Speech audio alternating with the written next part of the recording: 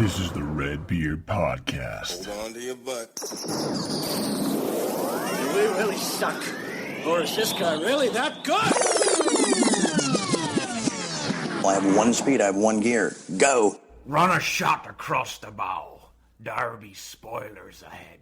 Hey everybody, what's going on? This is Tony from RedBeard Podcast, and you're hanging out with me and my buddy Cooley.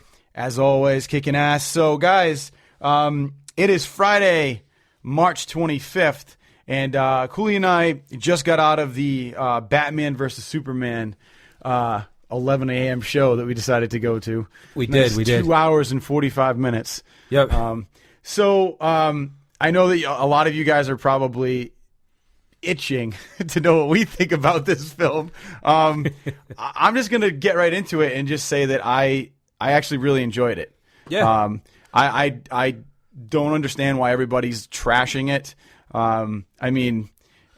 There's a lot of different reasons why I think people are trashing it, but before we get into that, I think that, like I said, you and I can agree that we both actually really enjoyed it. Yeah, I dug it, man. I can see, I can see both sides of the argument. You know what I mean? I can see how some folks might think that it was awful if they're going into it with the mindset of, hey, I want to go and see this action movie from beginning to end.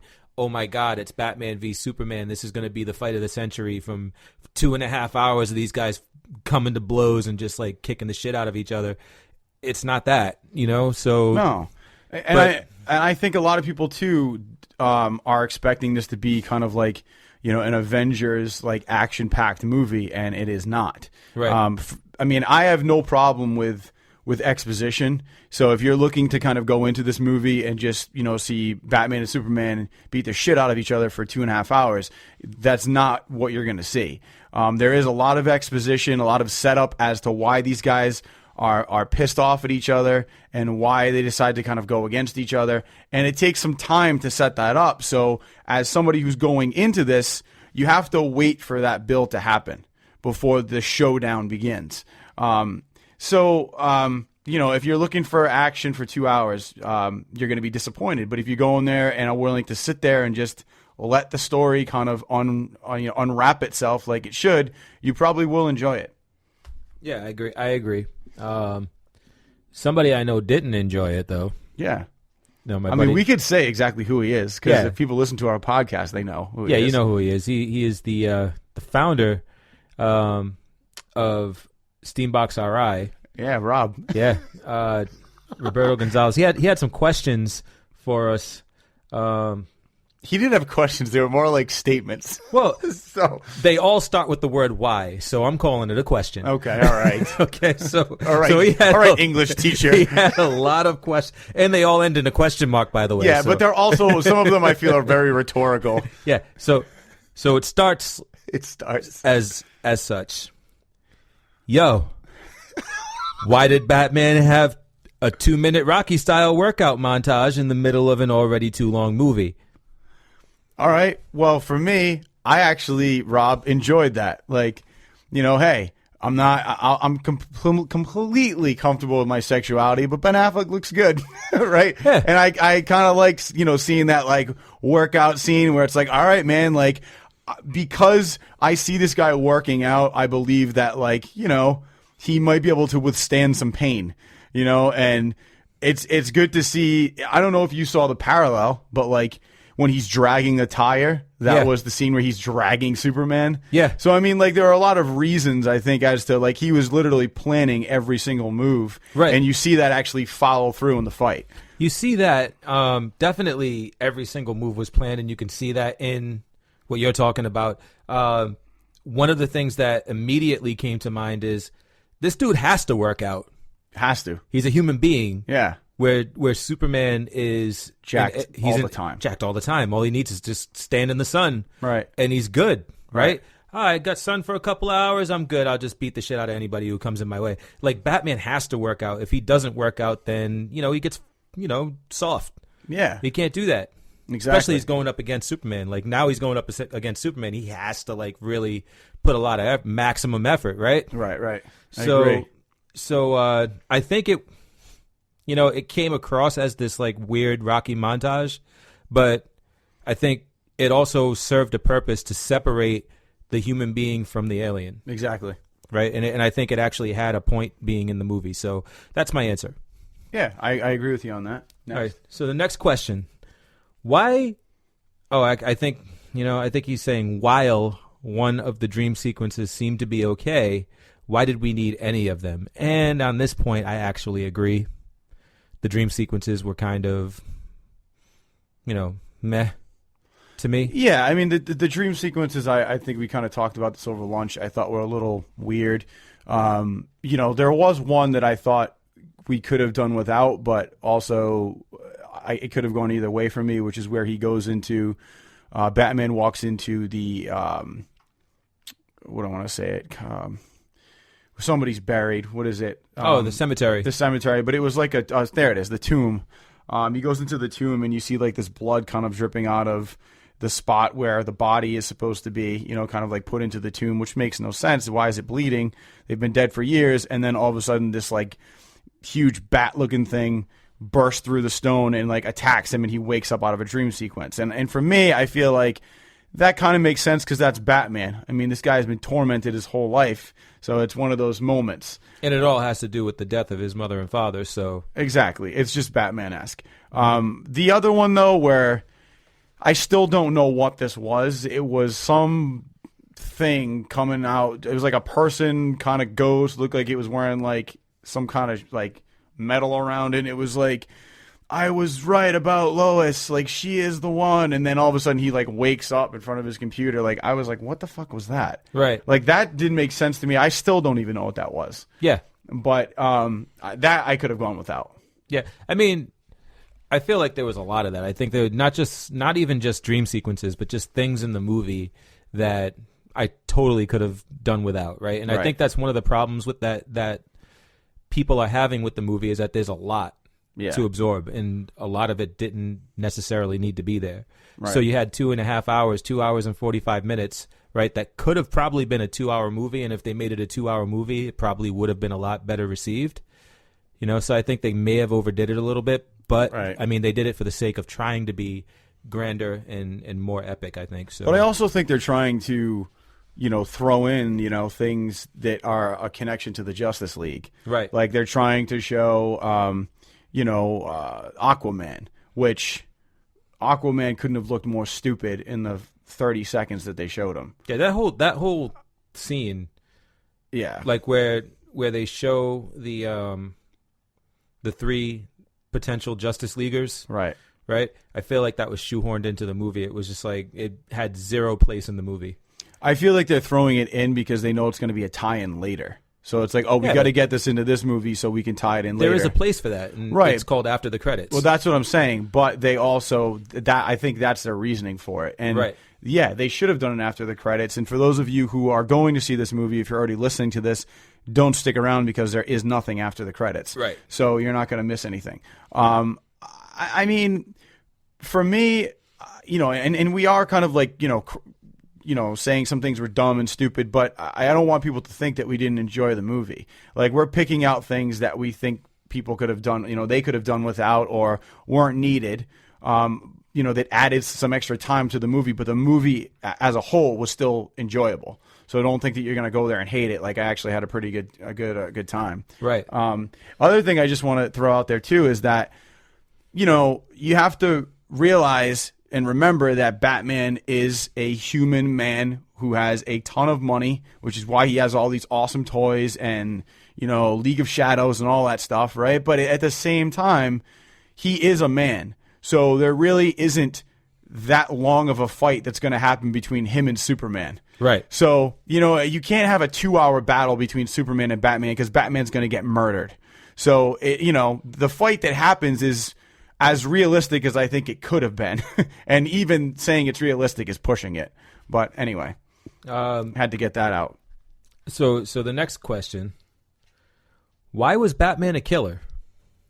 I don't remember him killing anybody. No, he didn't kill anybody, but I actually, when I saw this in the movie, I was like, that's awesome. I like when he goes in to save Batman's mother, and he's taking out all those people. and then he takes the knife and stabs it through the guy's shoulder into the wall. I was like, fucking awesome. Right. Like, you know what I mean? Like, the guy's got to do what he's got to do. Like, if he's going to have to use a knife, I mean, he's breaking people's faces left and right. It's putting a knife through somebody's shoulder and sticking him to the wall. I mean, like, he didn't kill the guy. Yeah, and Cap did the same thing in Winter Soldier. Right. Yeah. I mean, fights are going to happen. They're going to happen. You're going to have to take whatever measures you have to. I mean, and it was... Unless he's referencing the dude with the blowtorch. Yeah, but I mean, that was... In which case, it was him or Martha. Yeah, and in that point, who cares? Right. You know what I mean? That guy had taken out how many people? I mean, right. Yeah, technically Batman shouldn't kill anybody, but in all the Batman movies that we've seen, I'm sure some of the people he's beat the shit of have eventually died. Right. So, you know... All right, so why did Lois know to go back for the kryptonite spear? That I can actually say I am in agreement with. That's a question that I actually have myself. Like, what made her say, I need to go back and get that kryptonite spear because they're probably going to need it? Or, you know, what, like, why did she do that? That's a valid question, but also I think I might have an answer to that, is that Batman carried the spear over to Superman and had it in front of his face and saw the damage that it can do. Mm-hmm. So she probably figured if it did damage to Superman, it might be able to damage this thing that they were fighting. Yeah, but how did she know what that thing they were fighting was? Like, if it was Kryptonian? I don't think that she... I'm not saying that she did. I'm saying that if she thinks that could hurt Superman, mm-hmm. which is indestructible, it might be able to affect this. Okay, that's where I was going with that when I was watching it, because I was thinking the same thing. Like, she doesn't know that what Lex Luthor knows. She's not a scientist and doesn't know what kryptonite is and all that stuff. But she saw the effects it had on Superman, so maybe it can take this thing out. It's a little bit of a reach, but maybe no prize worthy. Right. Yeah. Okay. Just saying. All right. So next up is this question: why did they try to further douche up Lex Luthor by putting him in a Banksy shirt? I'm offended on behalf of Banksy. I think you just got to be a Banksy fan to really care about that shit. And I'm a Banksy fan, but be honest with you, like, that didn't really bother me either way. I have a question for Rob. Why did Lex Luthor suck in this movie? How about that? Yeah. I mean, I don't really care about what shirt he's wearing. I just don't know why Lex Luthor decided to fucking be the Riddler. Yeah. Like, I just don't understand that. Yep. I mean, awful. Jesse Eisenberg, like, you're great in The Social Network, but you were basically playing Mark Zuckerberg on crack. And like, I don't understand the director's vision for Lex Luthor. I don't understand why no one has gotten Lex Luthor right. Yeah. I mean, Lex Luthor seems like a pretty straightforward character. You said he's a businessman. Yeah, his voice was so annoying. Yeah. It was like but see, the thing about Lex Luthor is you got to believe that this guy's powerful. You got to believe that he's going to be able to control LexCorp, right? Yeah. All I see is a spoiled kid with daddy's money. Yeah. Like, that's what I see. This little brat who gets whatever he wants. I didn't see any of the brilliance that was supposed to be there. I didn't see how intelligent he was, and I didn't his business acumen at all. No. Well, I mean, it's clearly, I don't know why people have so much respect for Lex Luthor in this movie. They're like, walking around this guy on eggshells when he's like a spoiled little kid. I didn't see the power that would like actually make people be like, I need to back off this dude and do what he says. He's going to fuck my life up. The only thing that I saw in that movie that made me start warming up to him a little bit, and it really went away immediately, was the courtroom scene when he lured everybody in there and just blew it up to like blame it on Superman. Yeah, I mean that was definitely a cool scene. I thought it was cool, especially with the little jar of piss. Yeah, that was there. Granny's peach tea or whatever. Yeah. I mean that was definitely a good scene, and I thought it was very well done. I liked how, amongst the flames, you just see Superman standing there realizing what just happened. Yeah, because it's just not affecting him at all. Right. But I can't really get into Jesse Eisenberg's portrayal of Lex Luthor. I don't understand. I just don't understand. That would be a question that I have for the director. Why did you choose to have him go in this direction? And I really didn't like how he had a quip for everything. It was like, oh, well, the shortest distance between 2 points is a straight line, and blah, blah, blah, and pushes her off the building. Like, we don't need your quips every 2 seconds. Like, he's saying all these different metaphors to make him seem like he's a genius, but he's actually just like an idiot. Right. And why did they have him have those little breakdowns too? Like when he's at that when he hosts that party and then he's talking on stage, Right. but then he has like those little like breakdowns. And then he starts losing his mind at the end where he's like, ding, ding, ding, ding. Like, come on. Yeah, man. like just Lex Luthor is not crazy. Yeah, he is basically like Jim Carrey at the end of Batman Forever, in Arkham Asylum, like losing his mind. Like that's basically what Lex Luthor was. It's like, that's not him. Exactly. So I had a problem with Lex Luthor from the beginning, ever since the Banksy trailer. had nothing to do with it, though. No. Yeah. Since the trailer, I wasn't looking forward to that. Why does Lex Luthor specifically have files on Justice League members and not any other Amazonians or Atlanteans? By the way, that shot of Aquaman was the stupidest thing in the world. Okay. We agreed on that. Thoughts already. on that? Yeah, I agree on that 100%. Why? But, I mean, as far as why he had files on, like, potential Justice League members without having files of any other thing, maybe those are the people that he found. Like, there was nothing in that file that said, hey, these are going to be Justice Leaguers, and like nobody had even come up with the concept of the Justice League yet. These are just people that they found and actually are on a file. So I think that planted the seed in Batman and Wonder Woman's head to maybe form the Justice League using those people. Exactly. Right? So it wasn't like, those just happened to be the people that they found, so it's how they got introduced to them. How they introduced it and how they showed the files, again, we already talked about that. That should have probably been at the end credit scene or woven into the story a little better. Like, it just had no place in the context of the story that we were watching. So. Yeah, because you're looking at a film where they're switching back and forth between like Batman's life and Superman and what's going on them individually, and then like you're waiting for them two to come together and clash, and then all of a sudden it's like you're looking at this screen of a random computer where they decrypted files and there's all this like random shit in there. Right. That has nothing to do with these two people facing off. Exactly. So that didn't really make sense, and I don't know why anybody had a camera in front of Aquaman's face that he shoved his trident into. Yeah, like he became like Sean Penn for a minute. He was like, "Get that camera out my face, fool!" Yeah, I mean, I don't understand that. Was it an underwater camera? Was it a GoPro? Like, I don't know where this file came from. But yeah, once the camera got smashed, I mean, like, who actually got was the able footage? To get the file? Yeah, yeah. I mean, hey, unless it was broadcasting live to somebody or like streaming somewhere. I don't know. Whatever. Maybe. Yeah, I don't know. Weird. So yeah, that's that. So next question was, why would Batman and Wonder Woman assume that their future Justice League counterparts are all friendly, especially with what they've gone through now with Doomsday and Zod? Hey, we don't. I think that that Batman is hoping that he found Wonder Woman and saw this file of her with these abilities, and then there was this other file with people with abilities. So I think he's kind of in a sense being optimistic in a sense that these people might also want to stand with us against something that's more could take us all down. Obviously, the Flash was good because he was stopping like a convenience store robbery. Right. So he was obviously on the side of the Angels, but I'd have some questions about Aquaman and Cyborg, what their intentions would be, because they didn't really come across clearly. Aquaman seemed pretty friggin' aggressive, to be honest with you. I don't know like what I would think about that, but I would say he's either a threat or he's either part of the problem or part of the solution, right?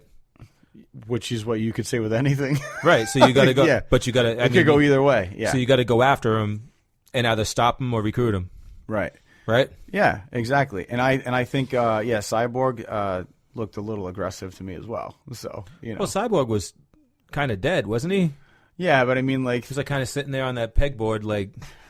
Yeah, but like, but then like you just the scene ends with you just hear it like, ah! It's just like that was him because he was being like reconstructed. No, I know, but I'm just kind of part of me was like, oh shit, like this guy's gonna be pissed. Like I don't know, that's what I like. You know what I mean? Like that's what I got from that. He's gonna be pissed.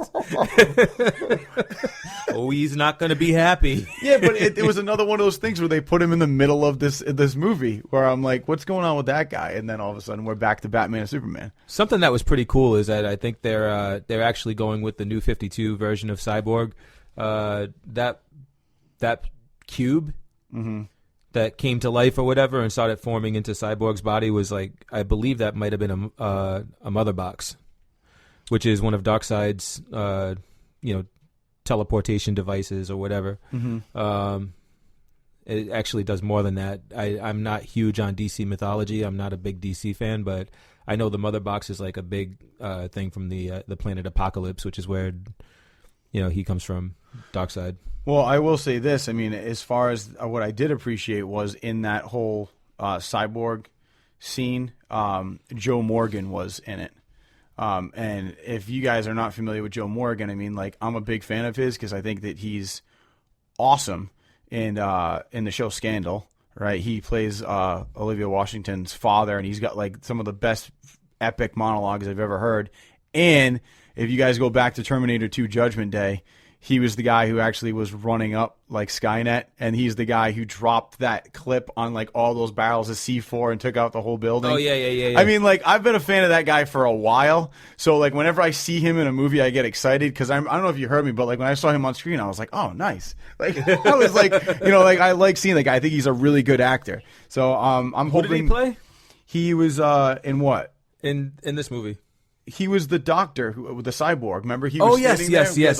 on. Yep, yeah, I know exactly scientist. who you're talking about. Yeah, he was awesome. So I think he's obviously going to be a part of this if this Justice League does get come off the ground eventually. He's Cyborg's father. Yeah. So Yeah. I mean, I'm hoping that they continue to use the same actor. Oh, yeah. I think he's great. I hope so too. He's a really powerful actor. So yeah, I mean, but what other questions did he has? Was that the? I know there's like one more. He's got one more. He's got one more question and then a statement. Okay. So the statement was, well, I mean, the next question was, why would Batman blame Superman for the destruction of Metropolis, but then think it's a good idea to lure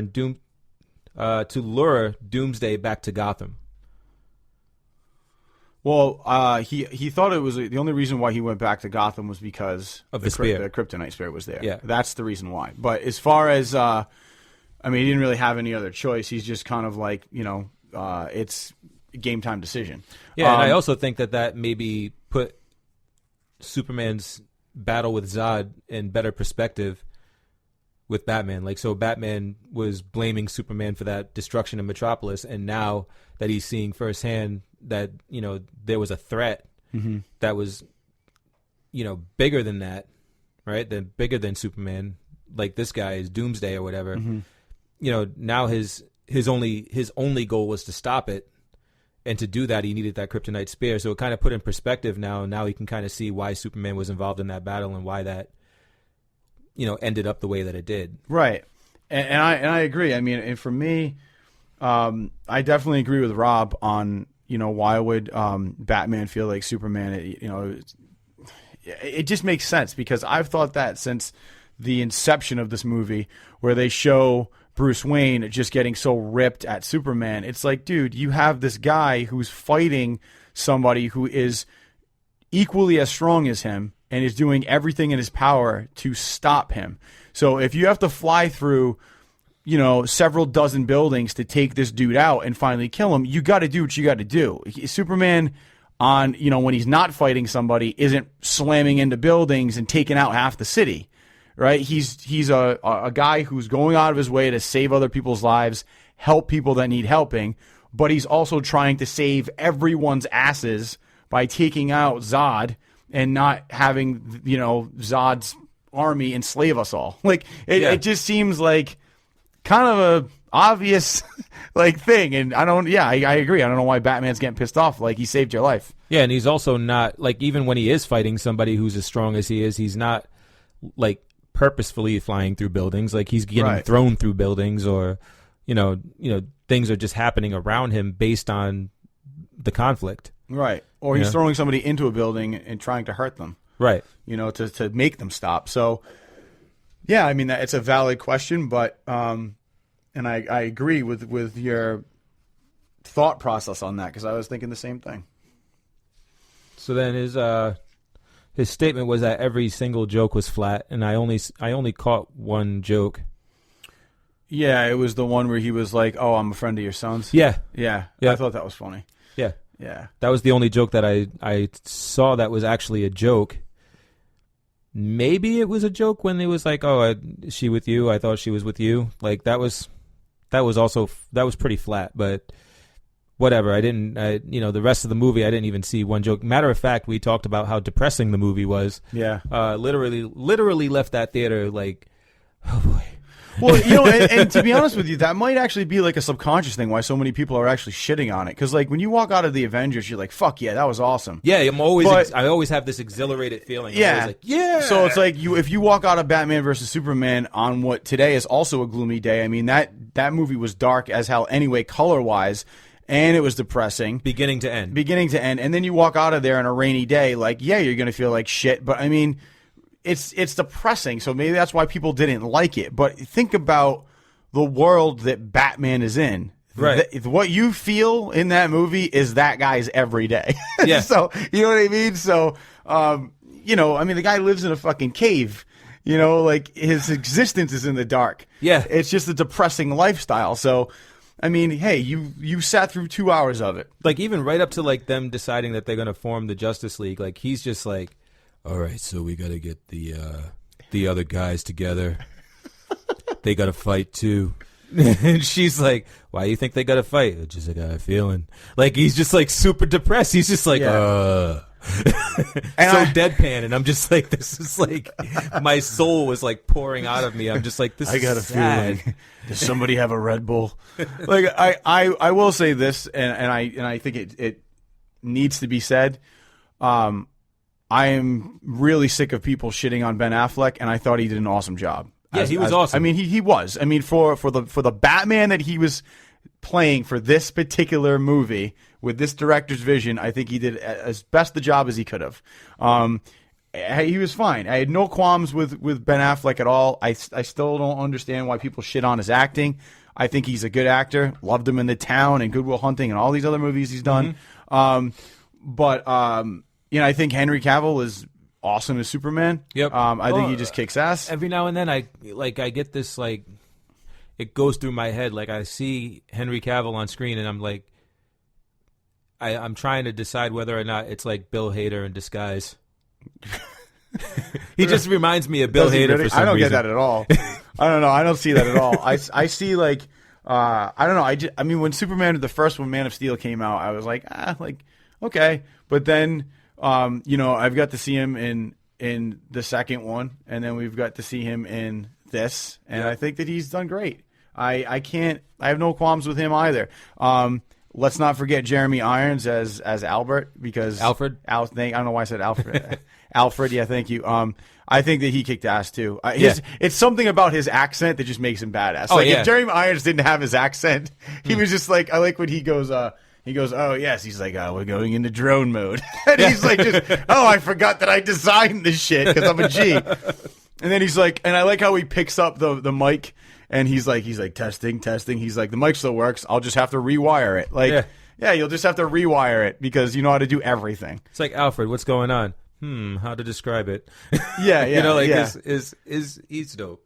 Oh, he's the man. He's awesome. And he was, and you said he's like, the number one Disney villain of all time is Scar. Yeah, he is. I mean, he definitely is up there. So we had the witch from Snow White. I disagree. I think the best villain, Disney villain of all time, is the witch from Snow White. But I think Scar would definitely be next. Yes, and then I think Scar's tops to me. And I think after Scar, I'd probably put Maleficent up there. I think Maleficent's pretty badass because she turns into a fucking dragon. Yeah, who's that? She's from Sleeping Beauty, right? Yeah, and also Angelina Jolie played her, which was a different take on Maleficent. But yeah. Anyway, so check out Batman versus Superman, guys. I definitely think you'll enjoy it, but just be ready to sit through some exposition, But and it's some needed. depressing shit. Yeah, you're not going to that movie to feel good. You're going to that movie to really be depressed. Yeah, yeah, but well done. It was a well-done movie. It was a well-done movie, and I swear you could literally take Lex Luthor out of that movie and still have a movie. Yeah, definitely. Still have so many questions about Lex Luthor and why he had to be that fucking stupid. Yeah. But anyway, and I said to Cooley earlier, I would prefer Kevin Spacey's Lex Luthor over Jesse Eisenberg's any day. Yeah, the problem, man, with apparently just DC in general, is that your superhero and your hero in general is only as good as the villain that you give him to face off against. True. In the comics, one of the things that makes Superman and Lex Luthor work is that Luthor is basically his equal and his opposite, right? So he's just a human, right? But he's like brilliant and he's evil, right? Mm-hmm. Whereas Superman is more brawn and brute strength. Like Superman is super intelligent. Like it's one of the things that they play down a lot. Because like he's got so many other great powers, but you overlook that. But really, like Luthor, all he's got to rely on is his brain. Right. And they never, ever, not once, show you that in any of the Superman movies that have been out. No, and they really do need to kind of, make that known because, like I said, they've never really followed through with him in any way. We were talking about this earlier. Before I read the Superman comics, I had seen like the Superman movie with Christopher Reeve, and right. Gene Hackman was what I thought Lex Luthor was. So I've always liked Gene Hackman's portrayal of Lex Luthor. Then I read the comics and I was like, well, that's very different. But right. But I knew that first, so I really liked the way that he played it. But it's not comic book-esque. Then Kevin Spacey tried to do it, and people were psyched because he kind of looked like Lex Luthor. They did the whole bald thing, but he just was kind of like goofy. And then you got Jesse Eisenberg, who I don't even know what the fuck that was. Yeah, it bothered me. It always bothered me, too, that you never really get the bald Lex. Yeah. Everybody's got to wear a toupee. Like, why are you wearing a toupee? Yeah. And they did that at the end of they did it at the end of Batman versus Superman, but it was almost like forced. Yeah. It's like they shaved his head because he was in prison. Right. What's to say he gets out of prison and doesn't grow his hair back? Right. And why do you have to shave your head when you go into prison? Because you don't. No, you don't. So that didn't make any sense. Yeah, I was it's like military that you do. Yeah, that, not prison. I mean, unless it's like a type of prison where they shaved everybody's head like fucking Alien 3 because there's a lice problem. You know what I mean? but I mean that's not like I don't know, whatever, man. I'm done talking about that shit. So go check it out. Yeah. All right. What would you give it on a scale? I'd probably give it I'd give it like a B+. That's what I would give it. Yeah, I mean, like if a 7 is a B+, then that's what I'd give it as well. But I think that's more of a C. But it's a passing grade. Yeah, it's a good passing grade. Like it's not like a D. You know, Yeah. like I mean, it doesn't deserve the bashing that it's getting. Right. It really doesn't. People are. I feel like, and I've said this multiple times. Granted, Fantastic Four was awful, right? But we also have to think about the fact that the director trashed it 2 days before it came out. So everybody went into it expecting it to be shit. And it was. Yeah. But at the same time, anytime somebody throws out like shit about it, I mean, for this movie, everybody was like, Ben Affleck, I don't think he's going to be able to play Batman. Just throwing shit on top of this movie. You go into it with a preconceived notion that it's going to be bad because everybody else is saying that it's going to be bad. So it's like you purposely look for things to shit on, right? Where I just went into this with an open mind and like, I'm just going to take it for what it is, and it actually wasn't bad. So I think you guys should do the same.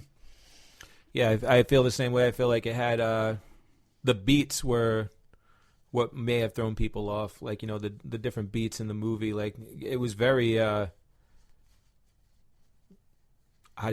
would you say it? It wasn't discombobulated. It wasn't conventional. Yeah. Like you had a lot of parts of the story that were kind of all over the place, that were kind of being woven together as you went on. Right? So it may have, it just throws you off a little bit. But if you go into it and you're just watching it as a movie and not as a superhero movie, then it's awesome.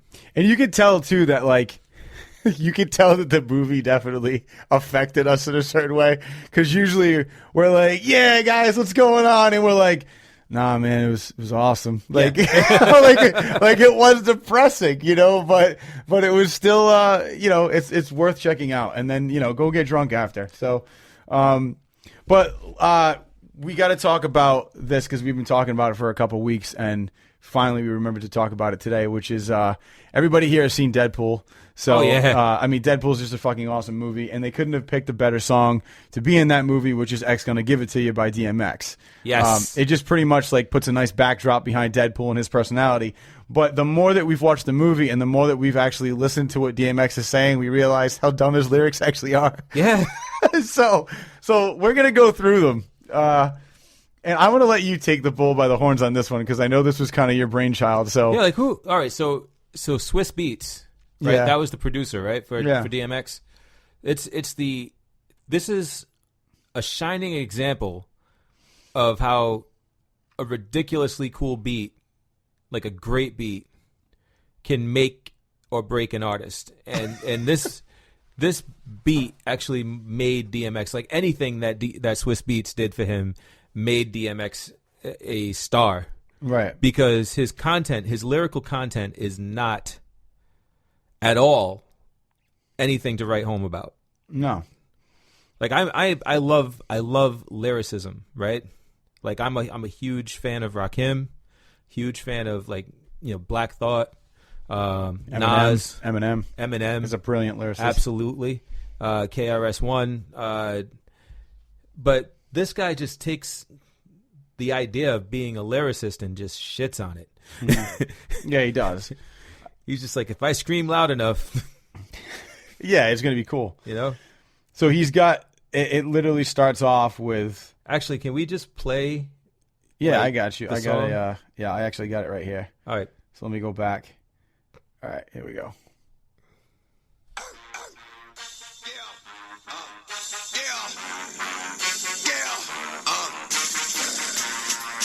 Don't get it twisted. This rap shit is mine, motherfuckers. Fucking game. Fuck what you heard.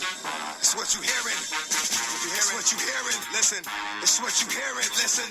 It's what you hearing. Listen. We're just gonna stop there and talk about that. So, like, really though, like, because if you listen, that's a lot of build up for Yeah. the beginning of that song. Yeah. And I love how it always starts off with like a really wimpy dog. It's instead of when it's like arr, like yeah, that's cool. But then he's like arr, arr. It's really cheesy. It's like a dog it's like you scared the shit out of a dog, like arr. But then it goes into my favorite part of that is what is it? The one where he's like, "What you hearing? Listen, it's what you hearing. Listen. listen." We got you, man. We're listening. It is not a fucking game. And then here we go. Let's go into the next part of the song because this is when it actually starts to get good, I guess. X gon' give it to you. Fuck, wait for you to get it on your own. X gon' deliver to you. Knock, knock, open up the door, it's real. With the non-stop pop out and stainless steel. Go hard, getting busy with it. But I got such a good heart that I make the motherfucker wonder if you did it. So I think the one thing that actually makes me think about that, like I have to think about what he says and understand it before I could actually sing it. Right. And it's the one about he's got a heart so what is he got a heart But so I got such a good heart that I'll make a motherfucker wonder if he did it. Like that dude's just standing there like, wait a minute. Who did that? It couldn't have been him because he's just too nice.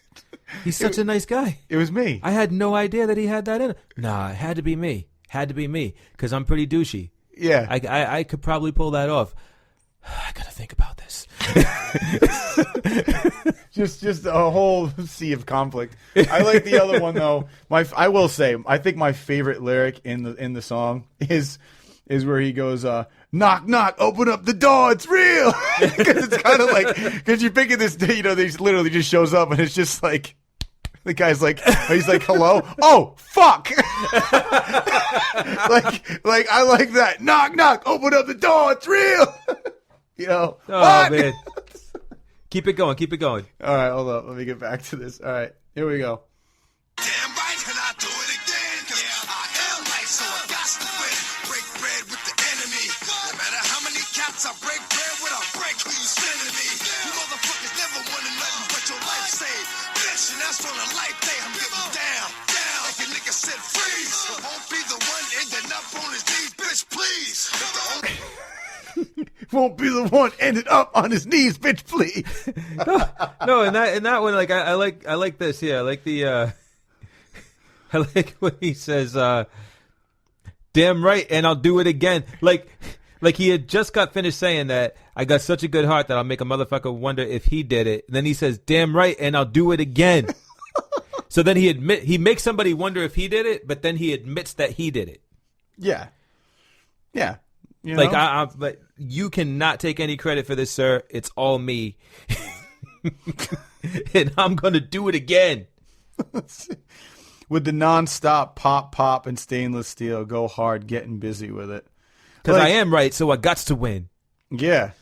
But if you now, like, is he going to this guy's house that he's gonna murder? Like, is he going like full force? Like, that's what he means hard, or like Who's he talking to? By I the don't way? know. I think he's just talking about like the dude he's gonna fuck up. All Right? right. And then, but like, so is he like, I'm going hardcore, like, to this dude's house to murder him when he opens the door, or is he's like, I'm going hard, like I'm literally hard, getting busy with it, like, you know what I mean? Like he's so excited about murdering this dude that he's hard. So going hard, getting busy with it. What? So that's, I mean, hey, that's DMX though. I mean, that's Skip to verse 2. Oh God! All right. I don't even know where it is. Hold on. Fuck you gonna do? I'm a wolf in sheep clothing. Only nigga that you know who can chill. Come back and get the streets open.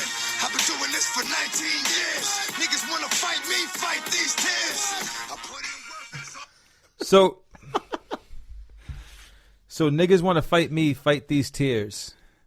Yeah, well, I guess he's saying he's been doing it for 19 years, so he's conflicted with so much pain. Is he crying? I guess so. Yeah. Don't make me kill you, man. I've been doing this for 19 years. Like, I don't get it though. That's Don't just fight so. these It's so tears. not tough. No, it's not. No. Or is it like a jail tattoo? Does he have? Look at DMX's face. Does he have those like jail tears? No. Those like murder No, tears? he doesn't. No. Yeah, Does so he what's have it- those murder tears? What's he talking about then? I think he's talking about, dude, I think this is the point of the song where DMX is trying to get really, like, in depth. He's trying to go deep. He's talking about the emotional tears because of all the people that he's killed. You know? That's what it is. So the next lyric after that, after fighting the tears, right? Yeah. I put in work and it's all for the kids.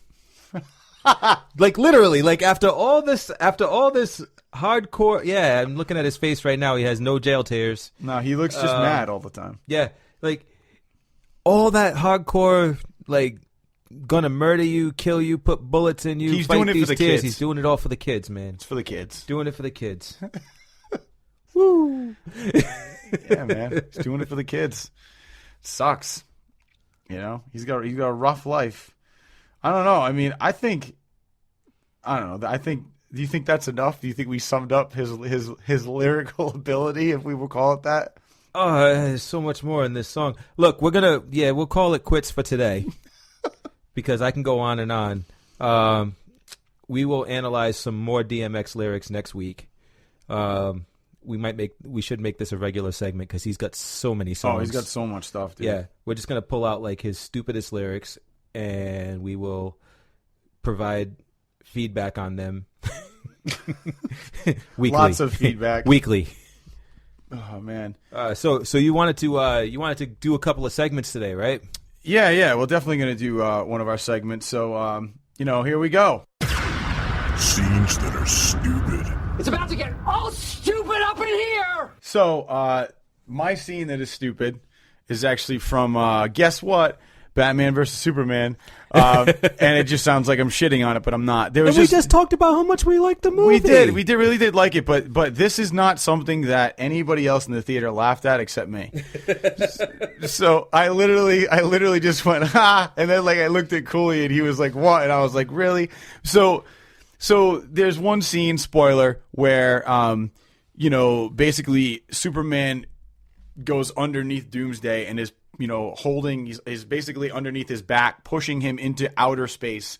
And they're like, oh, we have, there'll be 2 casualties.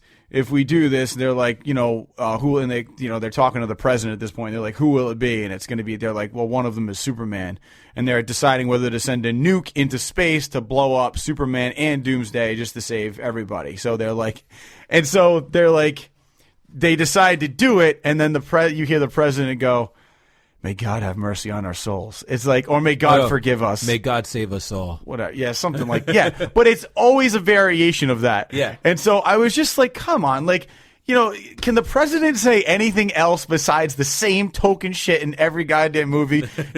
May God have, like in Independence Day, where they decide to nuke him. They're like, Mr. President, and he's like, may our children forgive us. It's like, come on. Can we please say something different that is about, like, God forgiving us or whatever? I mean, like, you're trying to save yourselves, right? Like, I get it, but it just, I don't know. It's say something different. It's just a token phrase. So that was my scene that was stupid. And that's all I got. Like, Jesus Christ, did I get any messages from my wife yet? Like, can I just hear something something natural? It would be even better if he was like, she was supposed to pick up the kids. Jesus. They're like, Mr. President. And he's like, fuck, I'm thinking. I don't know. Do it. Like, who the hell told you to press that button? Why do I have to decide? Like, I would love, you guys make the call. That's on you, Chief. Just something different besides that's on you, General. Something forgiving us. May God save us. Like, I don't know. It's just so cheesy. You gonna handle the press conferences on this one, huh? Because I'm not. I didn't say do it. What's your scene? Oh man, my scene is. Let's see. There were so many scenes that I could use, even though I like the movie a lot. Oh, so we're still in Batman versus Superman. Yeah, it's still going to be. It's going to be Batman versus Superman, and I believe that my stupid scene is the actual scene where they're going through the files and they're just showing these random superpowered people. Yeah, I thought it was stupid. Like, I thought it was stupid. It was a stupid scene to have in the middle of the movie when the movie had nothing to do with any of them. Like, I mean, I think there was a more organic way to show these people. Like, you're literally in the middle of, like, Batman finding out information about, what the white Portuguese is, right? Mm-hmm. Like, it's like this thing that he's been trying to find and hunt down. And which every time they said white Portuguese, I thought they were talking about me. But anyway. So, he finds out what it is, and it's like, oh, cool, he found out what it is, we can move on. But then he just decides to sit there and thumb through, Wonder Woman and whatnot. Like, so he finds Wonder Woman, and then later on, Wonder Woman's going through these files, and she's like, oh, look at this guy, and look at this guy, and look at this guy. And it's like, who gives a shit? Right? Because it didn't really give us any real hardcore information. It was just like, oh, look, these are guys that you're going to be introduced to later. Like, that's the one thing that was one of the biggest problems with this whole movie that people had, any Marvel fan that is that Marvel had took their time and they did, a Captain America movie, a Thor movie. They introduced you to all these characters first and then had the Avengers, right? Mm-hmm. And then it was like, whoa, they all came together and you have the Avengers now. Where in this, they've got 3 of the main heroes coming together already, and they're just throwing like these little tidbits of like who the next ones are going to be, and then we're going to have the Justice League next year, right? Yeah, save that shit for after the credits. You know what I mean? I thought that scene was pretty dumb. Well, yeah, I mean, and to kind of jump on top of that and add kind of like a stupid thing that I'm just realizing, I like how she like went into that file room where he was like, it took 7 minutes for him to download all that shit. Mm-hmm. Then Wonder Woman steals it. Then tells him it's in his glove compartment, and she's like, by the way, that was military encryption. Like, just letting him know, like, oh, you know how to get through that military encryption. She obviously did, right? Yeah. He gets through it, and then just finds the picture that she was looking for. Like, he found the one picture that she couldn't find. That didn't make sense to me. Mm. He's like, oh, there's a picture of her from 1918. but she had the same fucking thing that he was looking through and couldn't find it. That didn't make any sense. I'm like, why couldn't she find it? He found it pretty fucking easily. And he was pretty quick to jump to the conclusion that it was actually her. Yeah, I mean, well, yeah, but I mean, she did say he has a photo of me, like that Of mine, she said. a photo of mine, but I think that basically was letting him, that it was probably her. I swear, if it was me looking at those photos and it was from 1918 or whatever the hell it was, maybe 1940, I'd be like, oh, it must be like her grandma. Yeah, I mean, I could see that too. Yeah. Like, I thought about that when I actually was watching it. Probably a relative of hers, somebody who looks a lot like her, right? Yeah. Maybe she can explain this. Maybe it's photoshopped, right? Like, this is this Maybe day and age, it's this shit photoshopped. is like, he was just Yeah. really quick to be like, it's you. I don't know. I think that's part of it, but Of course. whatever. So it's definitely stupid, but whatever. So those are our scenes that are stupid.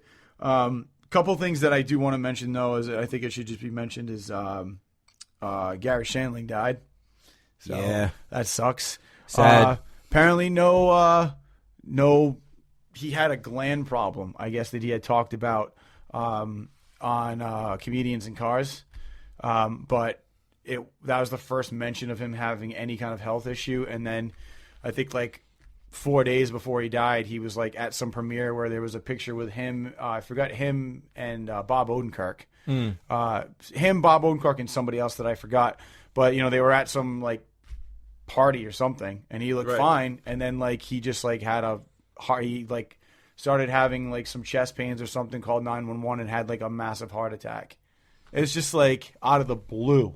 Yeah, the I guy think goes down at 67, I think, or 68. Yeah, I thought he looked awful in Winter Soldier. Yeah, He just looked. He looked like he had high blood pressure, man. He just looked. He looked weird to me. yeah. I mean, if you guys don't know who he is, I mean, he had the Gary Sandling show. I mean, and stuff like that in the 90s. And Larry Sanders. Yeah. So I mean, it was definitely he's been in a lot of stuff. And he's been in, you guys, if you don't remember movies that he's been in, I mean, he was also in Iron Man, so Iron Man 2 and stuff like that. And you said Captain America. So Yeah. yeah, I mean, it's definitely a big loss because he was definitely somebody that a lot of people know will be missed. And along with that, we also had somebody else that passed away that you wanted to talk Phife. about. Yep. From Tribe Called Quest, one of Yep. the pioneers of hip hop. Yep. Incredible lyricist. Died a couple of days ago of some complications with diabetes. So that was a pretty sad day. Yeah. It's funny that you say, it's not funny, but you're talking about diabetes complications. The other day, I completely forgot about this because I was online watching comedians. Same thing with Patrice O'Neal. Oh yeah, Yep. Diabetes dude, just down.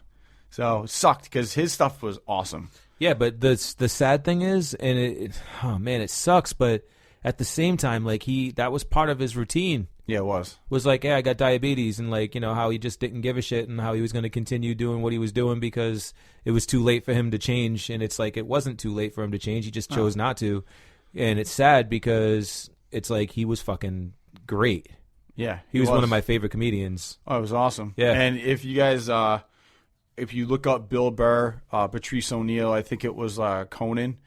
Bill Burr and Patrice O'Neal were actually really good friends, and there's a clip of Conan giving Bill Burr the opportunity to make an announcement about donating for the Patrice O'Neal Fund, and you see Bill Burr like physically get emotional because it was one of his good friends. So it just sucks because I think they knew that he could have done something, but he just chose not to. Right. So it's hard to help somebody when they don't want to help themselves. Yeah, I mean, definitely rest in peace to those two guys. Sucks that we lost them, but there's nothing really you can do. It's just a sad day, or sad 2 days. So, and to top it all off with sadness, I mean, yeah, go check out Batman vs Superman. So it really was a depressing movie, but good in its own way. I want to say that it was good. It was. So, it yeah. was. I can't stress it enough that it was better than I expected it would be. Well, because I think it was Wednesday, or Tuesday. Critics had already had saw it in advanced screenings, and it had 13% on Rotten Tomatoes. Oh, it was oh my was, god, like, the percentage was horrible. awful. Then it went up to like 48, and now it's back down to like 31. 31, yeah. But it's funny though because like critics are the ones who are actually like shitting on it, but fans of the characters actually like it. Yeah, the fans got it up on like a 70-ish. Yeah. Right. But like, I mean, even like the least favorite Marvel movie, right, is like an 80 something. You know what I mean? Like, yeah, it's really like it's really Marvel versus DC at this point, and I got a feeling like the ones that are really like, you know, giving Shitting it this on it. huge thumbs up, like the ones that are like, oh, 5 stars, right? They're like DC fans that are just like, we really want these movies to succeed, and we want to keep seeing Batman and Superman on the screen. And then the people that are actually giving it like the maybe 3.5 stars are like the ones that are like, you know, they just giving it a fair shake. And then you got people that are like giving it the 1 star because they just got depressed and were kind of pissed at the end of the movie because they got 5 minutes of actual fighting, you know? Yeah. I mean, I'm looking on Rotten Tomatoes right now, or on Flickster rather, too, and there's one guy, he gave it 4.5 stars, and all he said was, this is going to be a huge split between critics and audiences. Yeah. And then you have this other guy, he says, I'm not going to read the entire thing, but I'll read the first paragraph of it, which is kind of long, but whatever. It says, he gave it 2 stars. Batman and Superman have been on collision course for a while. The two most famous superheroes were once scheduled to combat in 2003.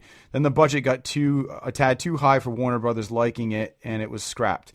Flash forward a decade, and now it seems that the money is no longer a stumbling point, especially as Batman vs. Superman Dawn of Justice cost an estimated $250 million. It wasn't a fan of director Zack Snyder's first take on Superman, 2013's Man of Steel, so I was tremendously worried when he was already tapped to direct its follow-up, as well as the inevitable follow-up with 2017's Justice League. You see, DC has epic plans to create its own universe of interlocked comic franchises patterned after Marvel's runaway success. Instead of building to the super team-up, they're starting with it and hoping one movie can kick off possibly half a dozen franchises. There's a lot at stake here for a lot of people. That's what makes the end results all the more truly shocking. Batman vs. Superman isn't just a bad movie, and I never thought I'd type these words. It's worse than Batman and Robin. So wow. And I think that's a little fucking harsh. It is. It is very harsh. Like, if you read reviews like that and you go into the movie with that preconceived notion, you'll probably be pleasantly surprised. But I'm just telling you, like, you guys got to go see the movie for yourself to see that it is a good movie and know that there's going to be some stupid shit in it, like the stuff we talked about. And you're probably not going to be a fan of Lex Luthor, but it was. Dude, I mean, you know me, and anybody who's listened to this show or hanging with Cooley knows that I have been shitting on this movie since it was announced and since it had, all the trailers that we've seen and, the announcements of who was going to be in it and stuff like that. I've literally not wanted to see. I didn't even want to see the movie. Yeah. Right. And then recently I changed my focus and said, hey, I'm going into it. I'm going into it thinking it's going to be the best movie ever, right? Mm-hmm. Because if it fails, then it's basically going to be mediocre. It's not going to fail like super miserably. But if I go into it thinking it's going to be awful, then it would have lived up to my expectations because it did nothing to stop me from thinking it was awful. Yeah, right. Because it was so depressing. Mm-hmm. So the tone of the movie really will affect. How you walk out of there. Yeah, the tone of the movie is going to affect how you walk out of it, and if you go into it with optimism, then you'll come out of it feeling depressed. Yeah, I have no idea, but feeling good about the movie. But depressed, I would say, for the right reasons. Yeah, and there was a big surprise at the end, and I didn't think they were going to take it this way, and I'm not going to ruin it for anybody. So, just check it out. The ending is definitely unexpected. Mm-hmm. I didn't expect them to go that route. And it took a little bit of balls to do what they did, so good shit. Yeah, definitely. I agree on that note. So, with that being said, I think that pretty much does it for this Friday's episode. Catch us next week, as usual, on Friday for the next episode of RedBeard Podcast. And that's all I got. What about you? Yeah, I'm good. All right. See you next time. Peace. Later.